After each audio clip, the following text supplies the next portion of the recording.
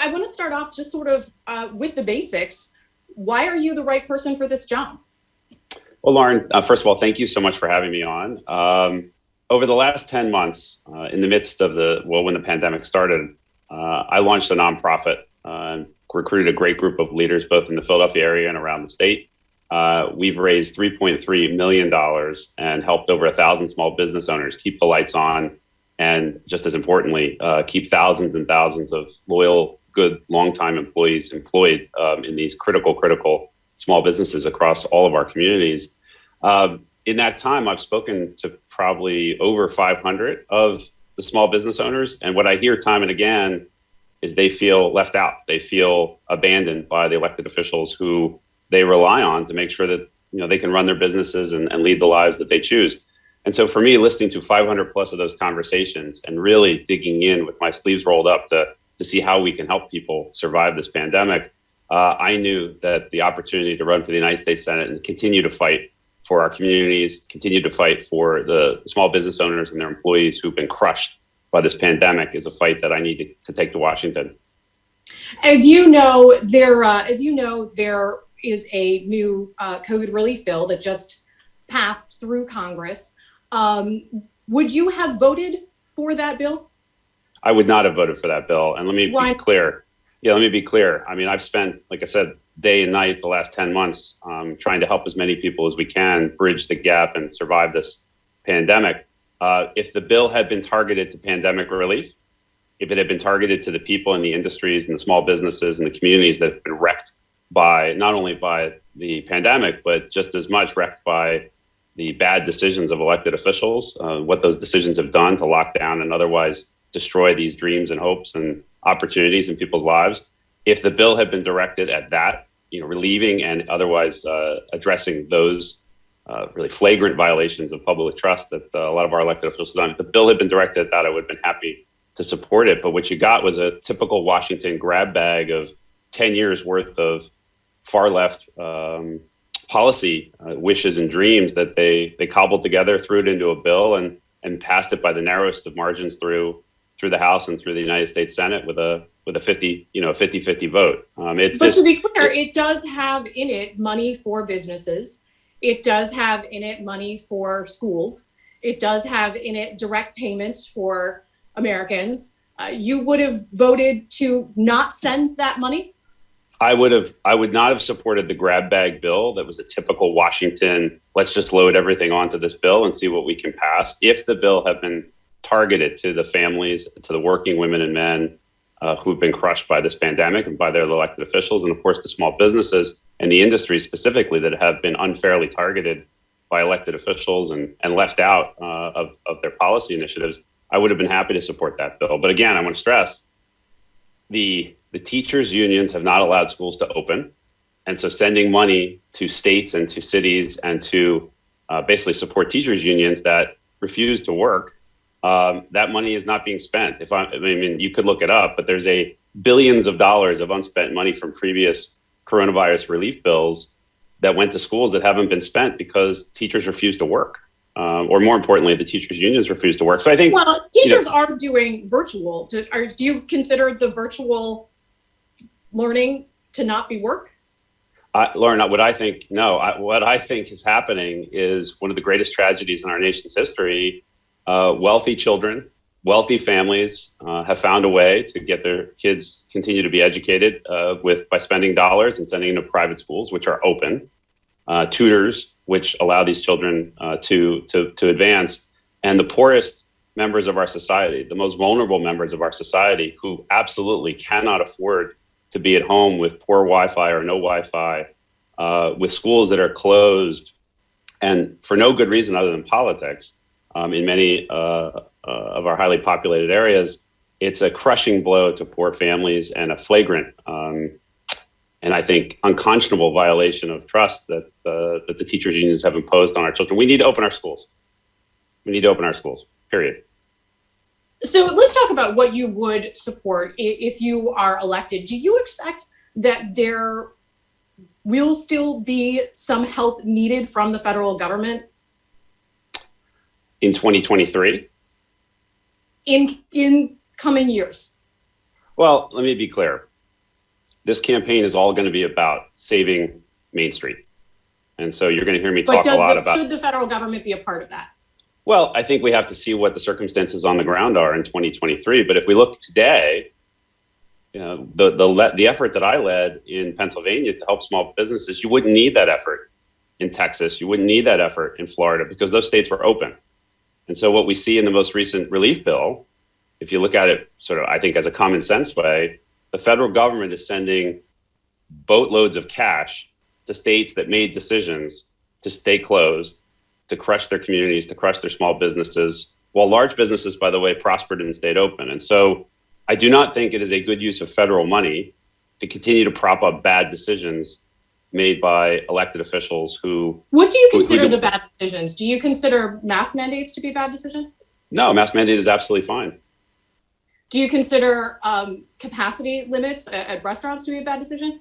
I think at a certain time at the beginning of the pandemic, it made sense. And as we moved on, we learned a lot more. And you can see it in states that prospered. Should there be capacity limits right now in Pennsylvania? I think the governor should lift the restrictions and let people run their lives and trust small businesses and other businesses to make the best decisions for their employees, for their customers, and for themselves. I fundamentally trust. What about large venues like sporting events and that sort of thing, indoor or outdoor? Should there be capacity limits right now? Let me go back what I was saying. I trust people to make the best decisions for themselves and their families. And I think that's a fundamental difference between where we are as Republicans right now and where the vast majority of Democrats are. I think privately, if you speak to a lot of Democrats, they're deeply frustrated with the Wolf administration's arbitrary decisions. Again, I want to stress, at the beginning of the pandemic, none of us knew what was going to happen. And taking a restrictive and careful approach made a lot of sense. And I think Governor Wolf deserves a lot of credit for his quick decisions in the early days of the pandemic. But I want to stress again, other governors have looked at the science and have looked at what their citizens need and have allowed and trusted people to run their businesses. And you can see it in Florida, and you can see it in Texas. You can see it in South Carolina. And so there are states that are prospering where the unemployment rate is low, where people are living their lives. And then you have states where our communities have been crushed by these decisions. And so I think that's the important distinction. I want to stress too, this is a policy difference. This doesn't make someone a bad person or a good person. This is a policy difference. And again, I see it very clearly that we need to trust individual citizens. We need to trust small business owners. And I want to stress again too, there is no world where it makes sense that Walmart can be open, but the small mom and pop down the street has to be closed. And I mean, well, that's not the case right now. I mean, no, it's not the case right now, but I'm talking, those decisions were made early on. Those decisions continued for too long, and it crushed communities and crushed people's lives. Let's talk a little bit about politics. I saw your video that you used as you launched your campaign. You talked a little bit about President Trump and what you think he represented for people. There is a debate happening right now about what role he should play in your party. What do you think? What role should he play? Should he play a role at all in the Republican Party? Well, goodness, I mean, he's a former president. We honor our former presidents of both parties. And I think, again, going back to, I've lived in Pennsylvania my whole life, and it was remarkable in 2016 to see those groundswells of support that also continued into 2020 at rallies and at parades and other shows of support. So clearly, President Trump has a strong and loyal following and group of supporters within the Republican Party. And the Republican Party, the challenge for the party, and I'm looking forward to leading the effort to bring together a diverse, broad coalition. And I think we can agree that politics is a game of addition. It's a science of addition. And I'm going to be working very hard to add to our coalition a broad swath of working families across Pennsylvania, small business owners, urban parents who have looked around for the last year and seen that their schools are closed while wealthier school districts are open, and of course private schools are open. So I think there's an amazing opportunity to bring together a broad coalition in Pennsylvania. I look forward to leading that effort. What role do you think the former president should have? Would you want to campaign with him? Do you think he should be involved in races going forward? I think President Trump, no one right now in either party generates the level of enthusiasm and the level of excitement for political matters than President Trump. And so I'm sure he will be in Pennsylvania in 2021 and 2022. And again, I want to stress what my focus is. Would you campaign with him? My focus is going to be bringing together our entire coalition of Republican voters, bringing together the party, and then adding new voters who I think are going to look and say, I want to support Jeff and the policies he's talking about, because he wants to get the government out of my way and let me live my life, run my business, make sure my kids can go to school, make sure I can go to church, make sure that I can visit my parents and grandparents. I think the policies that I'll be talking about are about liberty and freedom and about opportunity for everyone. I'm going to ask you one more time. Would you want to campaign with former President Trump? Of course. I'd welcome the president's assistance in the race, of course. Okay. I wanted to ask you a little bit about the process of voting, because that has been the subject of a lot of debate and continues to be in Pennsylvania. In 2020, more than 2 million voters voted by mail, including almost 600,000 Republicans. Do you think that voters should continue to have the option to vote by mail in Pennsylvania? So I've expressed, I believe we've talked about this a little bit in social media, and we really haven't talked about it on the campaign trail yet, but I think what Representative Grove is doing with the commission that he is leading, the bipartisan commission, to look at the 2020 election and see where we need to improve things. I think there's 17 meetings scheduled by the special committee across the Commonwealth.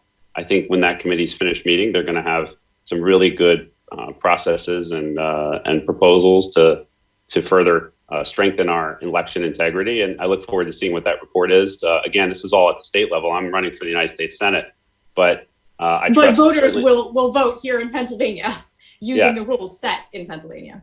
Yeah, no, that's what I'm saying. So I very much look forward to what that commission report says. What do you think needs to be looked at? I think that it is, and I'm a lawyer by training, although I haven't practiced in a long time. I think our federal courts are the crown jewel of our democratic system. I think what the Pennsylvania State Supreme Court has done, and what we've seen them do over the last 3 or 4 years, is extrajudicial. They are taking a role that is unconstitutional. They redrew our congressional districts back in 2018, when that is strictly and clearly the role of the legislature. In 2020, in a very partisan decision, the Supreme Court rewrote the rules of our election on the fly, extending election day, extending the time that mail-in ballots could be received, throwing the Green Party candidate off the ticket. The Democrats suppressed the vote of anyone who wanted to support the Green Party candidate, which made a major impact in the final results in Pennsylvania. And so we've seen the Supreme Court time and again step in a partisan way. I want to stress the Pennsylvania Supreme Court step in a partisan way. That can't stand. The legislature represents all the people. The legislature's role is to make those laws. The governor signs or vetoes those laws.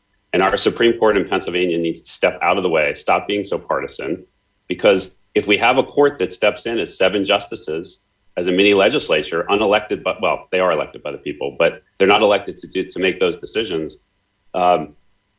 We can't trust the integrity in the process here in Pennsylvania. And so I think the first step we need to look at is the legislature represents all the people. The legislature should do its job, which it will, and the governor will look at it, and the governor will sign it or he won't. But you know, what we've seen in Pennsylvania over the last 3 years is completely unacceptable. But going back to, do you feel comfortable with people voting by mail? I feel comfortable with people voting by mail, so long as we don't have ballot harvesting, so long as we don't have drop boxes, which are not permitted by the legislation. You know, that is not on the books. But a court ruled that they could be there.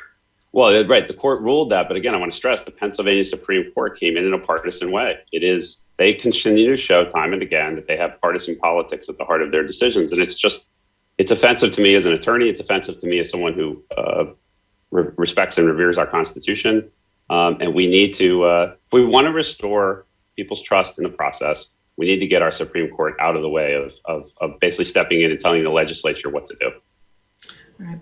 I know we have limited time. I want to wrap up with you, but I do want to ask you, because there is a possibility that you are going to be running against your friend, Lieutenant Governor Fetterman, yes, who I know you became close with during the campaign the gubernatorial campaign when you were both running for lieutenant governor. How did you tell him that you were going to run for Senate? Well, first of all, so it's been well covered by the press, and yes, John and Giselle are good friends of mine and Cheryl's. We love their family, and they've become good friends through the last campaign and since John entered service as lieutenant governor. So wish them all the best. And but no matter who my opponent is in the general election, whichever Democrat ends up being my opponent, they're going to have to answer for communities that have been crushed. They're going to have to answer for schools that have been closed. They're going to have to answer for houses of worship that have been closed. They're going to have to answer for the mental health challenges, the drug addiction, and basically the unwinding of the fabric of our communities around Pennsylvania for this last year, what we've seen the power of government come in and squash people. So I think whoever is through the primary and runs as the Democrat for the United States Senate, we're very much every day going to be pointing out those policy differences and what the Democrats' policies have done to Pennsylvania. And I look forward to having that very specific and I think very broad-reaching policy debate. Thank you so much for your time. I appreciate it. I look forward to talking to you again. Thank you. Anytime. Thank you so much.